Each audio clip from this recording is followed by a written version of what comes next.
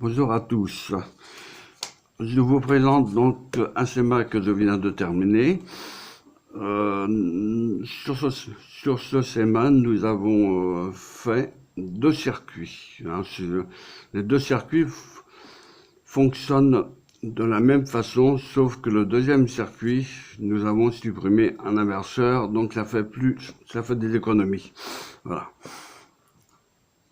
Donc, ici, nous avons une constante de temps d'une seconde. C'est-à-dire, je vous donne la formule, T est égal R multiplié par C. Donc, 10 puissance moins 6 multiplié par 10 puissance 6 est égal à 10 puissance 0. Est égal à 1 seconde. Il faut savoir que 10 puissance 0 est égal à 1. Donc, 1 seconde. 1 seconde. 1 seconde. Voilà. Je suis arrivé à le dire. Bon. MM74C04, c'est l'inverseur. Donc, la LED L0 va s'allumer pendant 1 seconde. On peut augmenter la constante de temps en mettant donc, un condensateur en parallèle de 1 microfarad directement sur un autre microfarad, ça fera donc 2 microfarads. Dans ce cas-là, on aura 2 secondes. Si vous n'avez pas changé de résistance, bien sûr, de 1 mégohm. Concernant le deuxième circuit, c'est à peu près la même chose. C'est pourquoi il n'y a pas tellement de commentaires. La seule différence que nous avons, donc, nous avons supprimé donc le deuxième inverseur.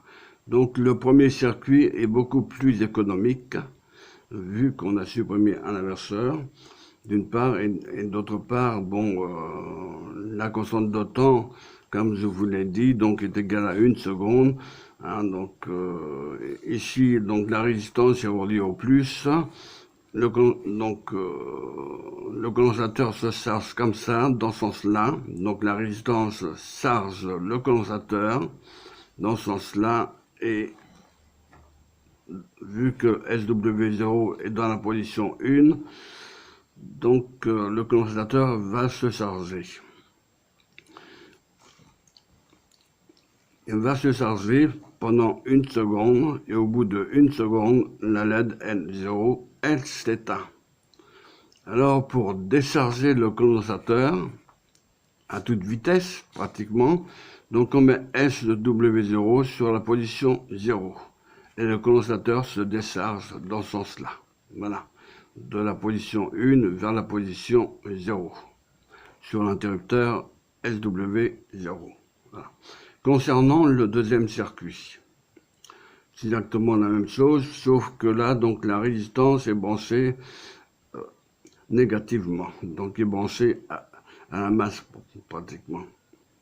Alors, ce condensateur et la résistance, donc, dans ce cas-là, c'est exactement pareil. C'est 1 microfarad et 1 mégohm, donc 1 microfarad 10 puissance moins 6 multiplié par 10 puissance 6 est égal à 10 puissance 0.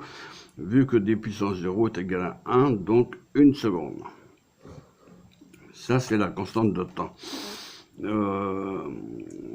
Cette résistance, donc, elle va se charger uniquement lorsque SW0 sera sur la position 1, c'est-à-dire relié au plus.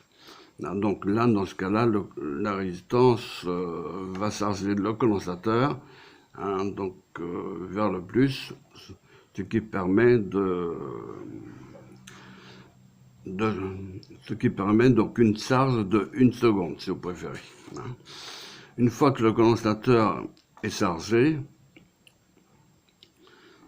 la LED va s'allumer pendant 1 seconde.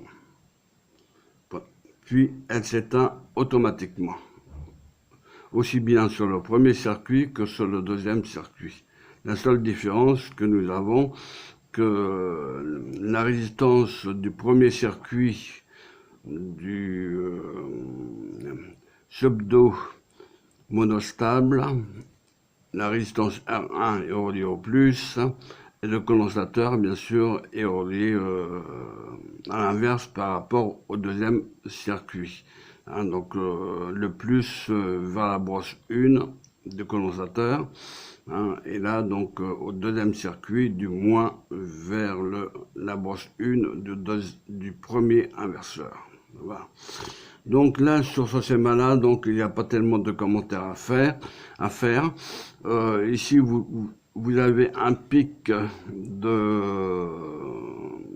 d'impulsion négative en provenance du condensateur lorsque le condensateur va se décharger à travers la LED.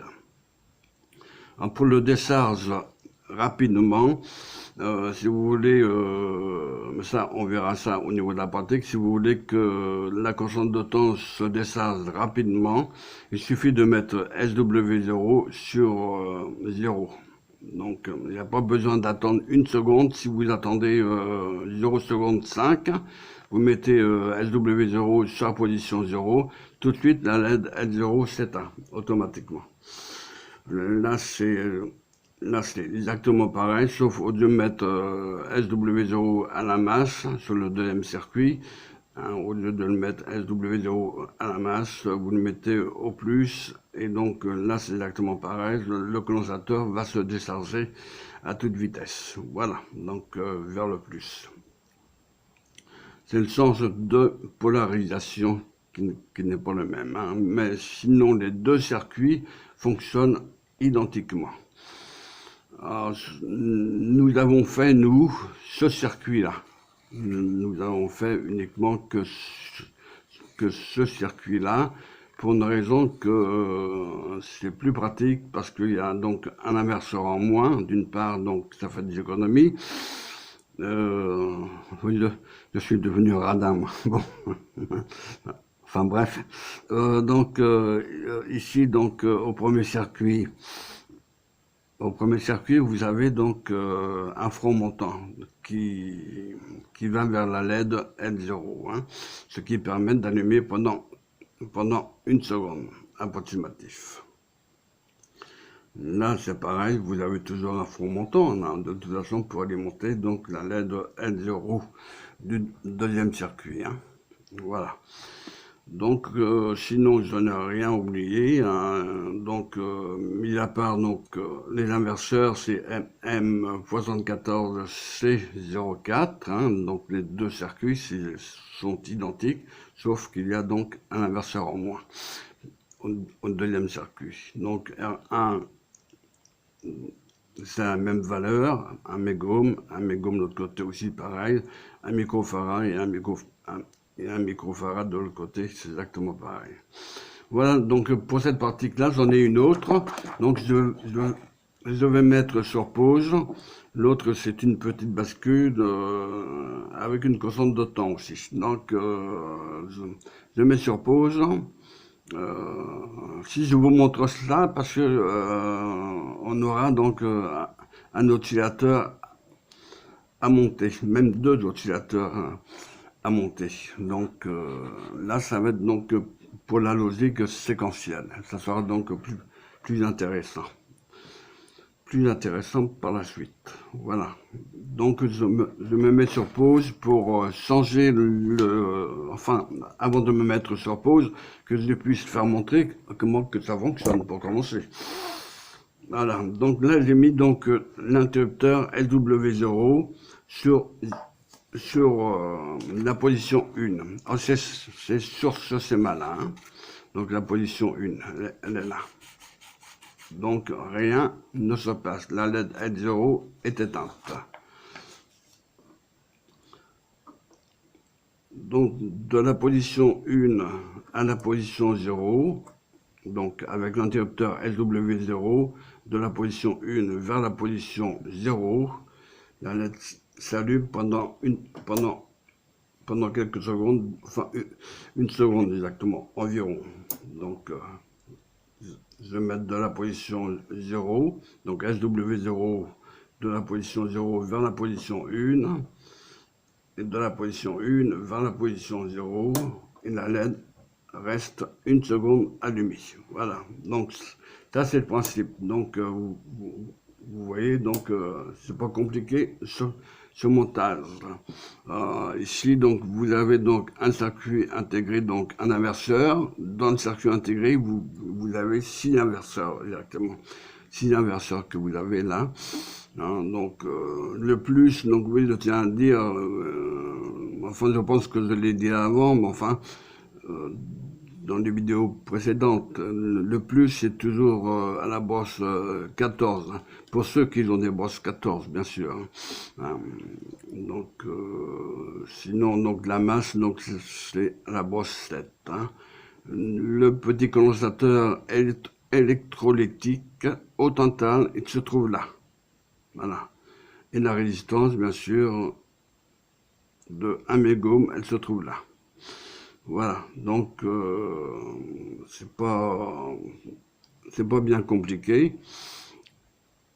Voilà, donc SW0, bon bah je vais mettre sur la position 1 pour que le condensateur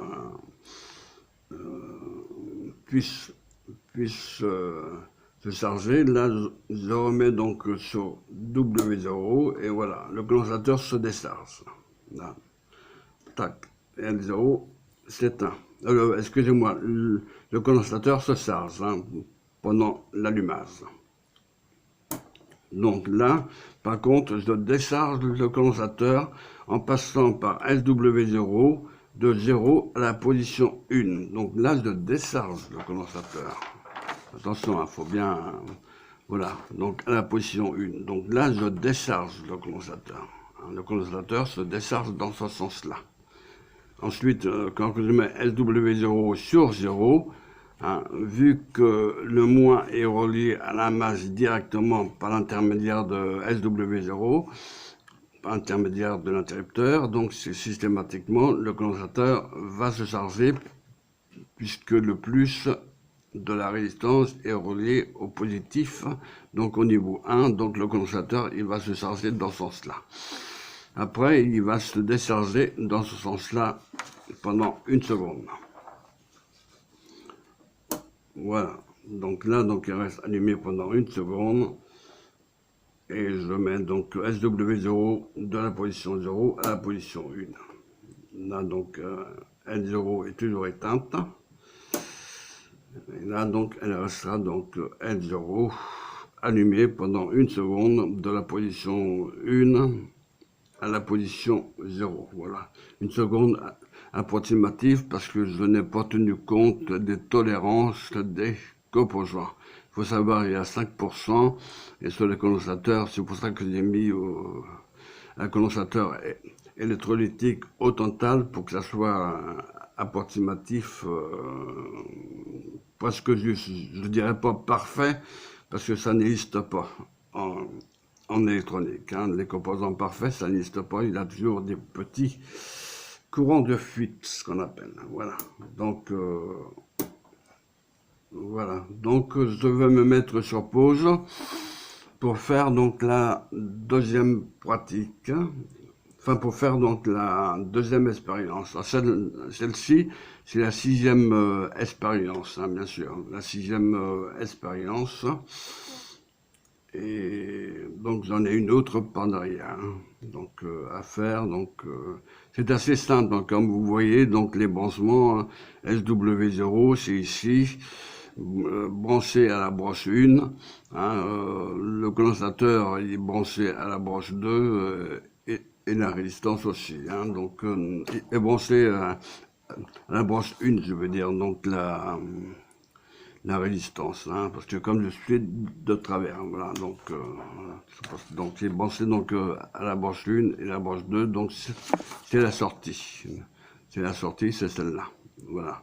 Donc le fil vert qui va donc sur le contact L0 afin d'allumer la LED, voilà. Il faut savoir que L0, vous pouvez pas le brancher directement sur l'inverseur. Hein.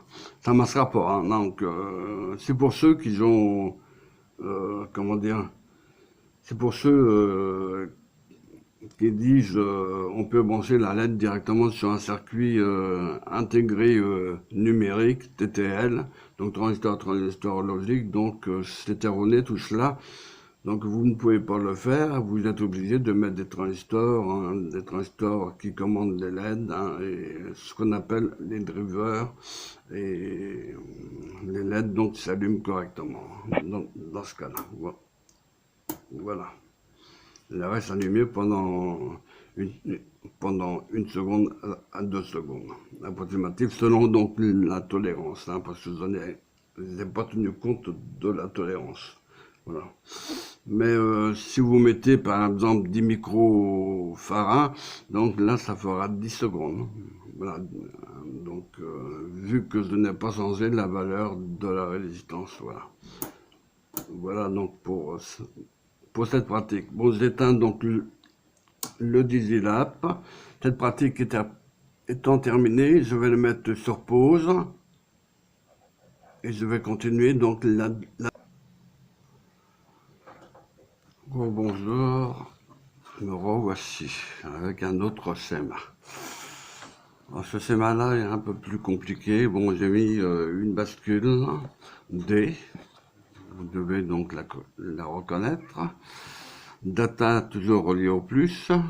Clock relié au bouton P0, c'est-à-dire qu'on va envoyer une impulsion positive. À chaque fois qu'on envoie une impulsion positive, c'est pourquoi que j'ai remis donc une bascule D pour mieux vous expliquer. Lorsqu'on appuie sur P0, du front montant, on envoie donc une impulsion positive à l'entrée clock, donc horloge. À chaque impulsion sur l'entrée d'horloge, data, il va se charger au plus.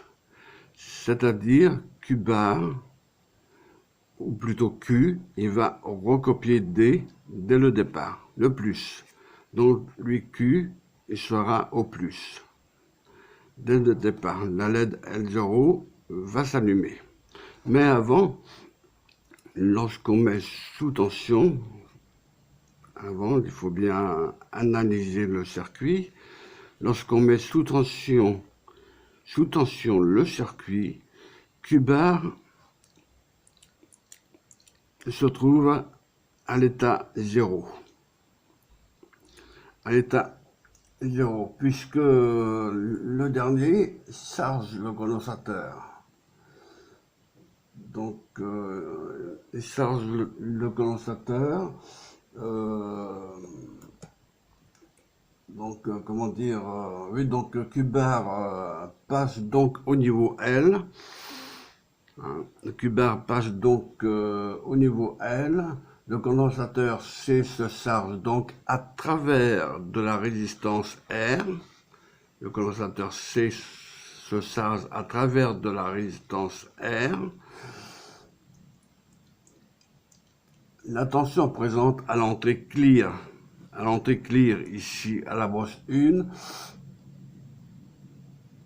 diminue, et quand cette tension atteint un seuil assez bas, relativement bas, donc dans ce cas-là, donc un seuil assez bas, c'est-à-dire presque à zéro, est activé. Donc l'entrée clear est activée. C'est-à-dire on efface la bascule. Donc grâce au condensateur par le fait. On efface la bascule et Q bar donc je trouve toujours au niveau N, mais vu que clear est enclenché, le circuit se retrouve dans les conditions initiales de repos. C'est-à-dire Q est égal à 1 et Q bar est égal à 0 dans ce cas-là, puisque clear se trouve dans la position de repos. Enfin, clear, donc il reprend à sa position, donc sa valeur sera 1, donc en sortie de la bulle sera 1, je veux dire, donc à l'entrée de la bulle, donc je répète, à l'entrée de la bulle sera 0, et en sortie de la bulle sera 1. Donc clear va donc effacer la bascule au fur et à mesure que la tension baisse. Là. Donc quand ça arrive carrément presque à 0, je dirais donc à la sortie de la bulle arrive 1. Le chiffre 1, code binaire, bien sûr. À partir de là, donc Q va s'allumer pendant 1 seconde aussi, pareil, comme l'autre expérience. Et donc, mais cette fois-ci, on appuie sur P0. À chaque front d'horloge, Q va recopier data, c'est-à-dire le plus va passer par le Q, qui va permettre d'allumer la LED L0. Voilà. Donc, ce chemin, donc le plus, il va faire dans ce sens-là, ce chemin-là, voilà, donc je trace un trait, voilà, dans ce sens-là, pour que vous puissiez comprendre, hein, à chaque front d'horloge, Q, data, va vers le Q, c'est-à-dire Q recopie data. Donc à chaque fois, on aura le plus à la LED quand clear sera à 0 aussi. C'est-à-dire que le condensateur sera chargé, si vous préférez.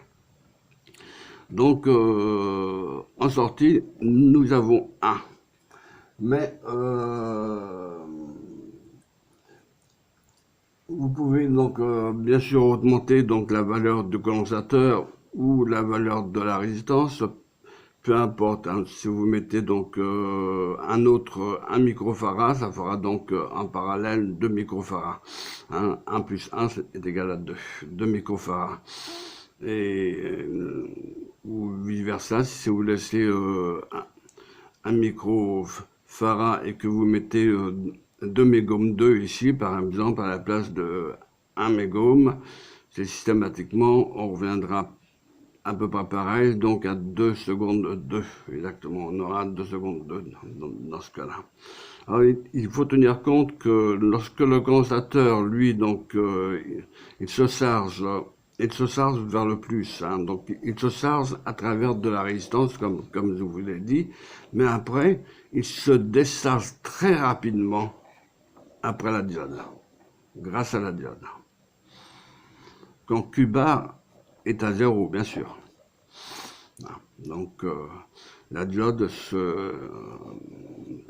cette diode permet de faire décharger le condensateur si Q bar se trouve à 0, hein, le débit, hein. Si Q bar se trouve à 0, le condensateur se décharge à travers la diode. Voilà. À l'inverse, lorsqu'il charge, il se charge, donc Q bar, parce qu'au démarrage, donc je tiens à dire, au démarrage, Q bar est à 1.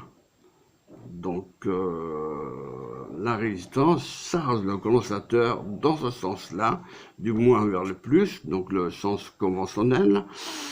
Mais une fois que c'est chargé, au fur et à mesure, le potentiel du condensateur va diminuer. Alors, si le potentiel du condensateur diminue, c'est systématiquement le potentiel ici, on va vers 0. Ce qui, en sortie de la bulle, on a 1, ce qui active l'entrée clear. Donc, effacement de la bascule, ce qui permet que lorsqu'on appuie sur P0, excusez-moi, sur P0, le front montant, donc impulsion positive, on envoie une impulsion positive à l'horloge, ce qui permet de déclencher Q pour recopier le plus. Donc on va recopier le plus, Q sera au niveau O, au niveau As, et à ce moment-là, la LED L0 sera allumée pendant 1 seconde. Hein, donc toujours, ça c'est la constante de temps. Avec la diode permet de décharger le condensateur. Hein, je tiens à le préciser, la diode permet de décharger le condensateur. Donc la constante de temps RC, donc c'est T est égal à RC, donc 1 mégo multiplié par 1 mégofarad est égal à 1 seconde, hein, c'est-à-dire 10 puissance moins 6 multiplié par 10 puissance 6 est égal à 10 puissance 0 est égal à 1 seconde. Voilà, pour ceux qui sont forts en maths, moi je calcule de tête. Voilà, donc, mais je vous apprendrai ça, enfin pour les débutants bien sûr, donc je vous apprendrai comment faire exactement pour 10 puissance moins 6 multiplié par 10 puissance plus 6, donc là je mets un plus volontairement, donc 10 puissance moins 6 multiplié par 10 puissance plus 6 est égal à 10 puissance 0. Donc il suffit d'appliquer la règle des signes. Mais, comment dire, donc ça fait donc 10 puissance 0. Hein, donc ce qui correspond, tout ce qui est parti par exemple à 0, ça correspond à x 1. X égale à 1, ça correspond à 1. B1 est égal à 1 aussi, etc., etc. C est égal à 1. Du moment qu'on ne donne pas de valeur, donc C exponentielle 0, par exemple, est égal à 1. B exponentielle 0 est égal à 1. Z exponentielle 0 est égal à 1. Tout ce qui est partie puissance, 10 puissance 0 est égal à 1. Il faut bien retenir cette notion de mathématiques. Hein. C'est pas bien compliqué, mais enfin celui qui ne sait pas, donc il n'est pas censé de connaître non plus. Hein. Voilà, donc il faut être juste dans la vie. Voilà, donc ici, lorsque le condensateur se décharge, nous avons un front négatif ici. Donc, bien sûr, si ici, au démarrage, Q bar est au niveau haut, bon, lorsque vous allez monter le circuit, Q bar est au niveau haut dès le départ. Donc, ce qui permet de charger le condensateur à travers de la résistance R. Le condensateur se charge au fur et à mesure, et au fur et à mesure, sa tension diminue. Au fur et à mesure, diminue à presque à zéro, je dirais, en quelque sorte. Hein. Donc, il ne se charge pas complètement à 100%. Pour être exact, il se charge à 66% exactement. Donc, ça, c'est d'après les calculs, mais je vous le montrerai par la suite. Ça.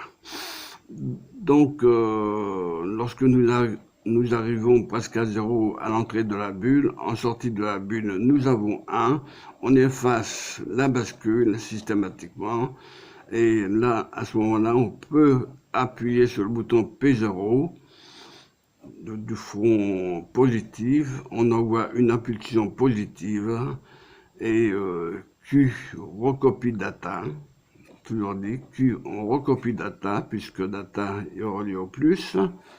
Il suffit de le relier au moins. Faites l'essai. Reliez au moins le data, vous risquez rien. Donc, reliez au moins au data,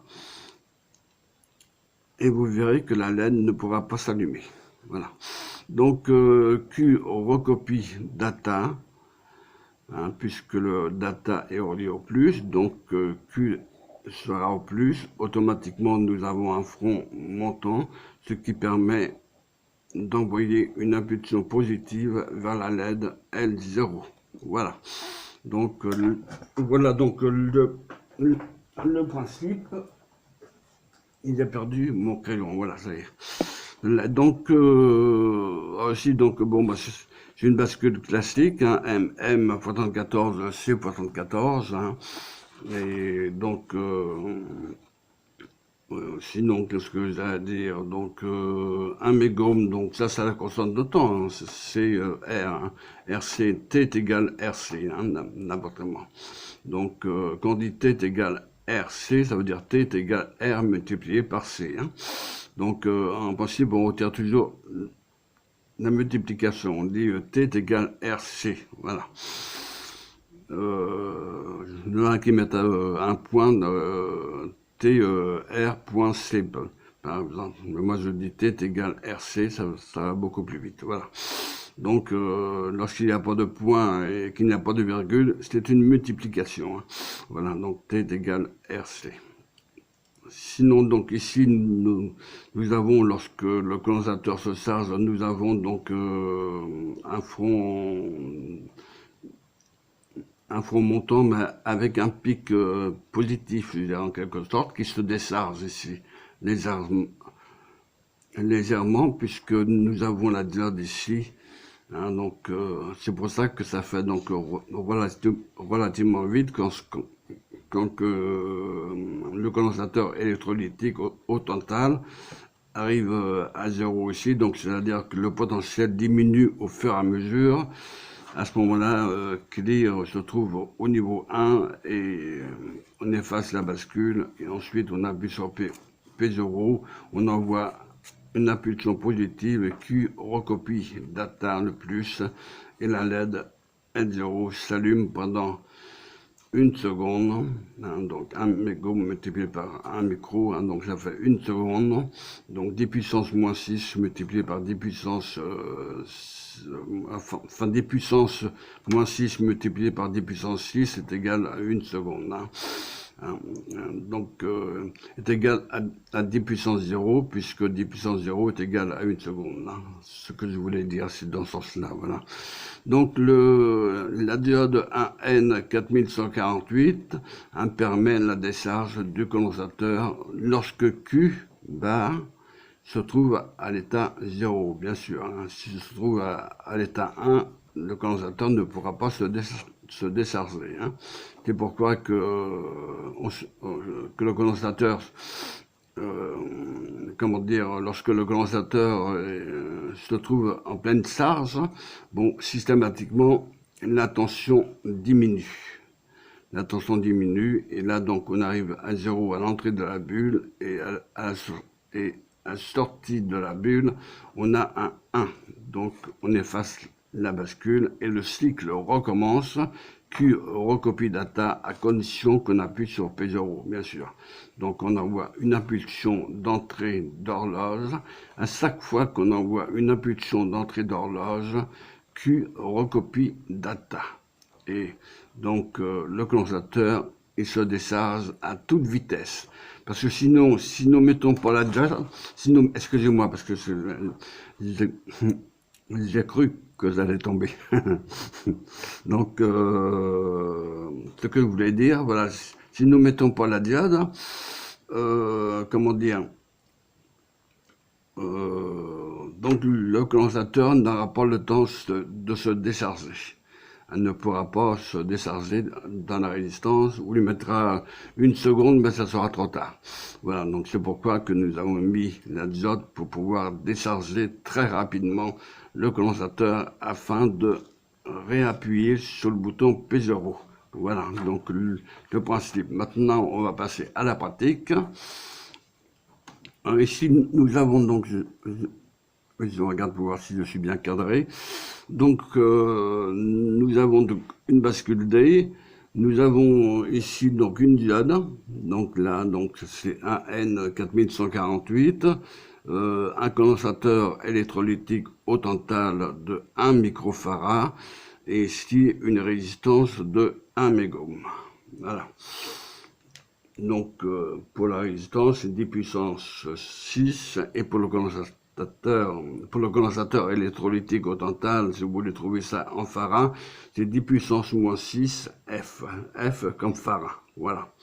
Donc, mon DigiLab étant allumé, on va faire l'expérience. Je vais appuyer sur le bouton P0 et vous verrez que LO s'allume. Vous voyez, donc, je lâche le bouton. Clac, LO s'éteint. Voilà. Et à chaque fois, donc là, je charge le condensateur. Vous voyez, même si j'appuie sans arrêt, le condensateur est déchargé à travers de la diode. À travers la diode. Voilà. Voilà, donc cet exercice était donc relativement facile aussi. Hein.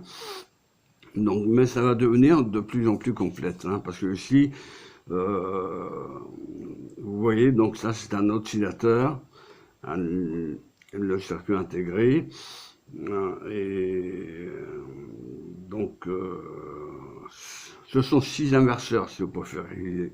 Donc c'est important 14 C04 exactement, qui permettent de commander le groupe d'oscillateurs ici. Voilà, donc c'est là qu'on sera. Enfin, c'est là qu'on saura donc que les montages seront parfaits, puisque plus intéressants, je veux dire, les montages seront plus intéressants avec de la logique séquentielle, bien sûr.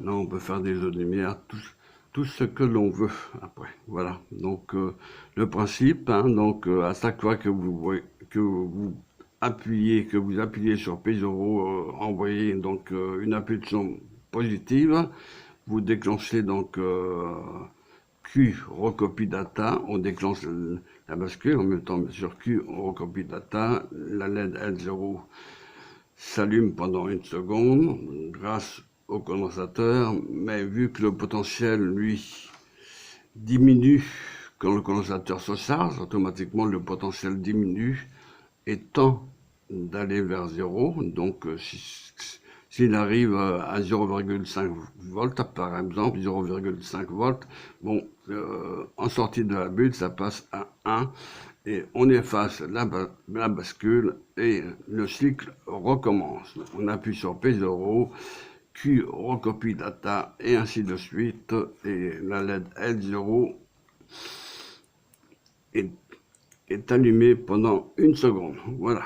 Et le condensateur a le temps de se décharger à travers la diode. Voilà donc le principe. Bon, cette pratique étant terminée, je vous envoie directement à la théorie, correspondante de la 6e pratique de celle-ci, et vous verrez que c'est relativement simple. Hein. Ce n'est pas bien compliqué, hein, ces 2 pratiques que je viens de faire. Voilà, donc je vous dis donc à bientôt, puis je vous envoie tout de suite, je vous renvoie tout de suite à la théorie. À bientôt. Un pseudo-monostable, un vrai circuit monostable 74, c'est 74. Cette pratique vous permet d'étudier les circuits monostables. Ces derniers sont assez souvent utilisés dans la conception de circuits numériques. Ces monostables relèvent à la fois de l'électronique numérique et de l'électronique analogique. Les bascules peuvent avoir 2 états stables et passer d'un état à l'autre grâce à une commande extérieure. Par contre, le monostable est caractérisé par un seul état de stabilité. Ce circuit monostable peut passer à un état instable sous l'effet d'une commande extérieure. Il restera dans cet état d'instabilité pendant une durée fonction des caractéristiques du circuit, puis reviendra à l'état stable de départ. Les circuits monostables intégrés sont souvent utilisés pour augmenter la durée d'un signal bref ou pour créer une temporisation. Leur principe est basé sur une constante de temps réalisée au moyen d'une cellule RC. Résistance et condensateur. 1. Préparation du matériel. Dans cette pratique, vous utiliserez les composants suivants que vous prélèverez parmi le matériel en votre possession. Un circuit intégré MM74C08. Un circuit intégré MM74C04. Un circuit intégré MM74C74. Un circuit intégré MM74C221. Un circuit intégré CD4528. Un circuit intégré MM74C85.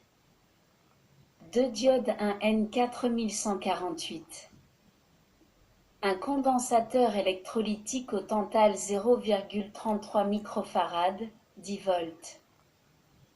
Un condensateur électrolytique au tantal 0,47 microfarad, 10 volts. Deux condensateurs électrolytiques au tantal 1 microfarad à 10 volts. Un condensateur électrolytique au tantal 10 microfarad à 10 volts. Deux résistances de 1 mégaohm, un quart de watt tolérance plus ou moins 5%, marron, noir, vert, or. Une résistance de 2,2 mégaohm, un quart de watt, tolérance plus ou moins 5%, rouge, rouge, vert, or. Deux résistances de 470 kΩ, un quart de watt, tolérance plus ou moins 5%, jaune, violet, jaune, or. Deux résistances de 330 kΩ, un quart de watt, tolérance plus ou moins 5%, orange, orange, jaune, or. Deux résistances de 220 kΩ, un quart de watt, tolérance plus ou moins 5%, rouge, rouge, jaune, or. Deux tresses de fil étamé isolées, une rouge, une noire. 2. Première expérience, utilisation d'un pseudo-monostable pour générer des impulsions de durée donnée. Vous avez vu que le signal de commande d'un circuit numérique peut être constitué par l'impulsion générée par les boutons poussoirs montés sur le pupitre. La durée de ce signal de commande correspond au temps pendant lequel le bouton poussoir est enfoncé. Ce type de signal de commande n'est pas toujours approprié. En effet, certains circuits numériques nécessitent un signal de commande de durée bien définie.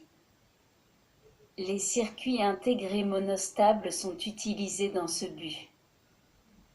Vous allez maintenant examiner le plus simple des circuits monostables, appelé pseudo-monostable car c'est un circuit monostable imparfait.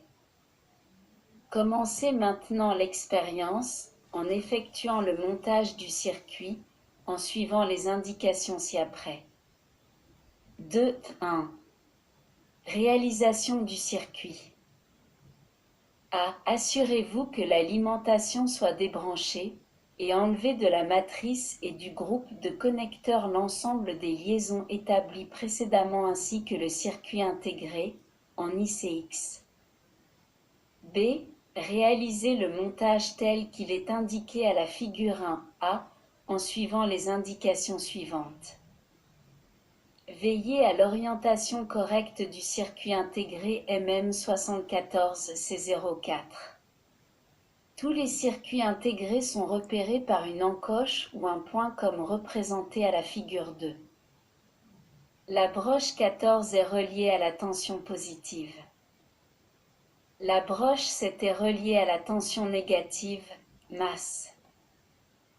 La résistance R1 de 1 mégaohm, un quart de watt, tolérance 5%, marron, noir, vert, or, est connectée entre la broche 1 et la masse. Les broches 2 et 3 sont reliées entre elles. La broche 4 est reliée au contact L0 du groupe de connecteurs. Insérez sur la matrice le condensateur électrolytique au tantal C1 de 1 microfarad à 10 volts entre la broche 1 du circuit intégré et un contact situé à gauche du circuit intégré. N'insérez pas pour l'instant le deuxième condensateur figuré en pointillé. Vous devez respecter la polarité de C1, la borne positive est repérée par le signe plus, comme indiqué sur la figure 3. La connexion positive de C1 est reliée à SW0 par un fil de liaison, tandis que la connexion négative de C1 est reliée à la broche 1 du circuit intégré MM74C04. Le montage terminé, vérifiez l'exactitude des liaisons effectuées, figure 1A, et 1B. 2. Essai de fonctionnement. A. Brancher l'alimentation. La LED L0 est éteinte. Si ce n'est pas le cas, vérifiez avec attention l'ensemble du montage. Notez cependant qu'à la mise sous tension, la LED peut s'allumer un bref instant. B. Mettez l'interrupteur SW0 sur la position 1. La LED s'allume pendant une seconde environ pour s'éteindre ensuite, l'interrupteur SW0 étant toujours en position 1. Répétez l'expérience en partant toujours de la position 0 pour SW0. La LED s'allume toujours pendant une seconde environ. C. Commuter SW0 sur la position 0. Mettez SW0 sur la position 1 et ramenez SW0 rapidement sur la position 0. La LED s'éteint dès que SW0 est ramené sur la position 0, même si elle ne s'est pas allumée pendant une seconde. Ceci est la limite principale d'utilisation du circuit. En effet, il est nécessaire que l'impulsion de commande générée par SW0 dure au moins aussi longtemps que la durée de l'impulsion de sortie. Dans le cas contraire, l'impulsion de sortie du circuit ne durera que le temps pendant lequel l'interrupteur est en position 1. De façon analogue, après être revenu en position 0 pour SW0 en réduisant la durée de l'impulsion de sortie, vous remettez SW0 sur la position 1. Vous remarquez alors que l'impulsion de sortie sera encore inférieure à une seconde. Dans la théorie 6, électronique digitale, vous trouverez les explications relatives à ce phénomène. Voir les vidéos numérotées 82 et 83. D. Prenez maintenant un autre condensateur électrolytique au tantal de 1 microfarad à 10 volts, C2, et insérez-le en respectant les polarités des bornes en parallèle avec le premier condensateur C1, comme illustré à la figure 1A en pointillé. La capacité équivalente des deux condensateurs est 2 microfarads. E. Actionnez l'interrupteur SW0. Vous constatez que l'impulsion de sortie dure environ 2 fois plus longtemps que l'impulsion de sortie de l'essai précédent. Donc la durée de l'impulsion augmente avec la capacité. F. Enlevez ces deux insérés en dernier. Il ne reste que C1, de valeur de 1 microfarad et remplacez la résistance de 1 mégohm, R1, par une autre résistance de 2,2 mégohm. Refaites l'essai.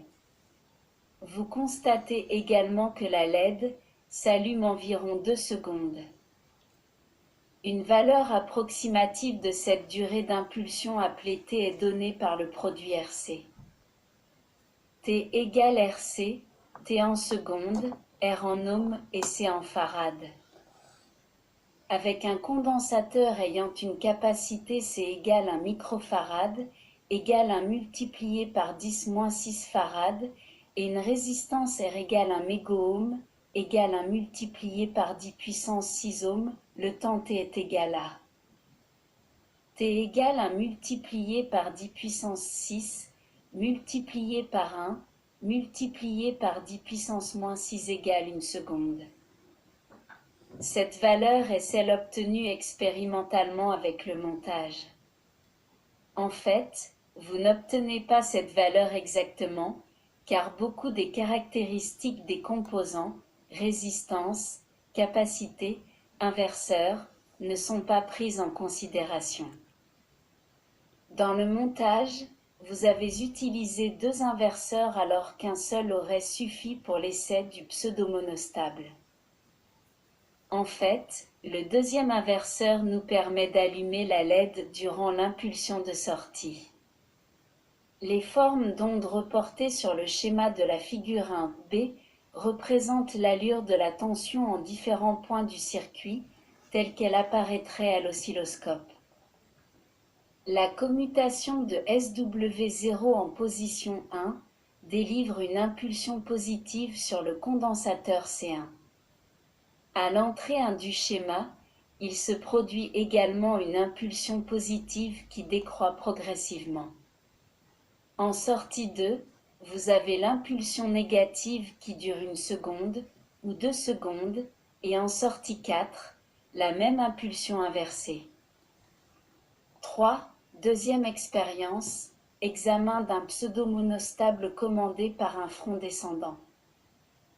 Le circuit relatif à cette expérience est très semblable à celui réalisé auparavant, comme vous le constatez à la figure 4. Il en diffère uniquement par la résistance R1, ici raccordée à la tension positive, par l'absence du deuxième inverseur et enfin par l'inversion des bornes du condensateur C1. Vous allez effectuer le montage du circuit à l'aide du schéma électrique et ensuite vérifier le fonctionnement en suivant la même procédure que dans l'expérience précédente. Débranchez l'alimentation. Retirez la borne de R1, reliée à la tension négative et reliez-la à la tension positive. Vous raccordez la sortie 2 du premier inverseur au contact L0. N'oubliez pas d'inverser le condensateur C1.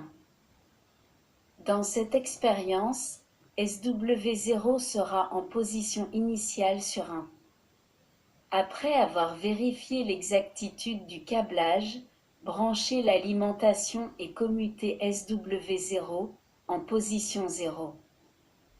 La LED L0 s'allume environ 1 seconde avec R1 égale 1 mégaohm et C1 égale 1 microfarad et environ 2 secondes avec R1 égale 2,2 mégaohm et C1 égale 1 microfarad.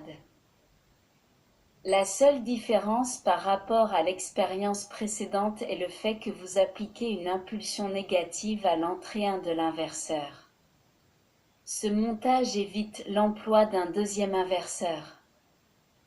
4. Troisième expérience, examen d'un vrai circuit monostable. Les circuits pseudo-monostables vus précédemment ne sont pas en mesure de fournir des impulsions de sortie plus longues que l'impulsion de commande.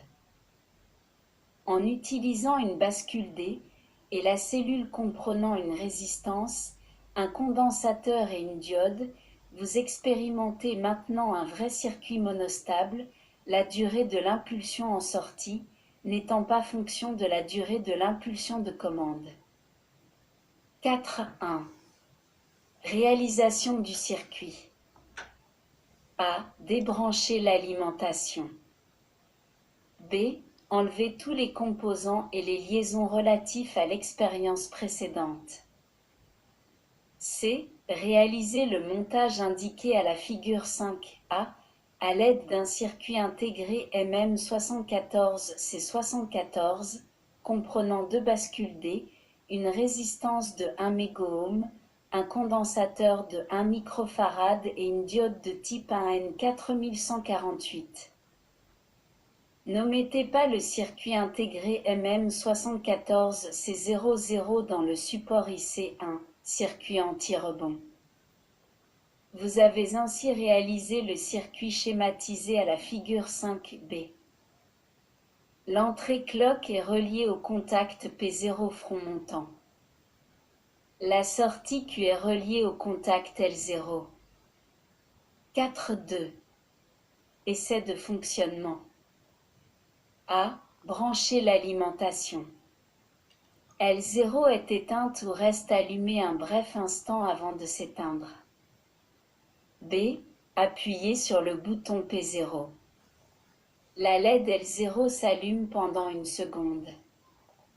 La sortie Q est donc passée à l'état H durant 1 seconde. C. Appuyez et relâchez immédiatement P0. La LED L0 s'allume toujours 1 seconde. Il n'est donc plus nécessaire d'appuyer sur P0 au-delà d'une seconde, mais une brève impulsion est suffisante pour commander le circuit. Examinons maintenant le fonctionnement de ce circuit à l'aide de la figure 5b. Le front montant du signal d'horloge permet le transfert de la donnée data A1 en sortie Q. Q bar passe donc au niveau L. Le condensateur C se charge donc à travers la résistance R. La tension présente à l'entrée clear diminue et quand cette tension atteint un seuil assez bas, l'entrée clear est activée. La sortie Q passe à 0 et Q bar à 1. Le temps nécessaire pour activer clear est fonction de la constante de temps RC. Quand Q bar est au niveau haut, la diode D est polarisée dans le sens direct et permet la décharge rapide du condensateur C. L'entrée clear retrouve le potentiel initial à l'état haut. Le circuit se retrouve dans les conditions initiales de repos.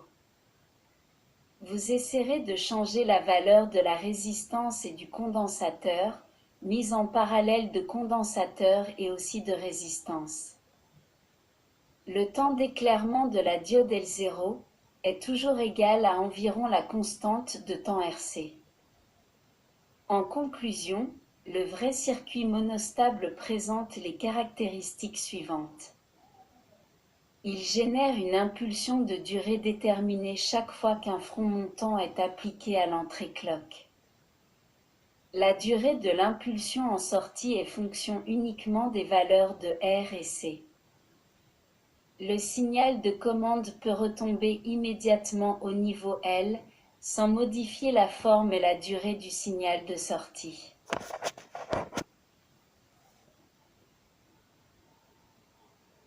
Merci de votre écoute. À bientôt.